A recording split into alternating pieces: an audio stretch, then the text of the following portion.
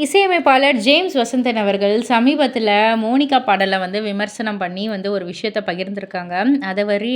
அதன்படி வந்து அவர் என்ன சொல்லியிருக்காருன்னா, ஒரு வழியாக நேற்று வந்து மோனிகா பாட்டை நான் வந்து கேட்டுட்டேன். அந்த பெண் யாருன்னுலாம் தெரியல. யார் இந்த படத்தோடைய இயக்குனர்? லோகேஷ் கனகராஜ் பாணியிலேயே வந்து 1000 பேர் ஆட வச்சிருக்காரே அப்படின்னு வந்து நினச்சிக்கிட்டே தான் நான் பார்த்தேன். கடைசியில் அவர் தான் வந்து இயக்குனர்னு தெரிந்ததும் நானே வந்து சிரிச்சிட்டேன். 70களில் அதாவது 70ஸில் தான் வந்து கிளப் டான்ஸ் அப்படின்ற ஒரு அம்சம் எல்லா வணிக படங்கள்லேயும் வந்து இருக்கும். இது இடையில் காணாமல் போயிடுச்சு. மறுபடியும் உள்ளே வந்து லோகேஷ் படங்களில் ஒட்டி கொண்டது வந்து வியப்பாக தான் இருக்குது. இன்னமும் அது என்ன படம் அப்படின்லாம் வந்து எனக்கு தெரியாது. தெரிந்து கொள்ளும் ஆர்வமும் எனக்கு வந்து இல்லை அப்படின்ற மாதிரி கொஞ்சம் பேசியிருக்காரு.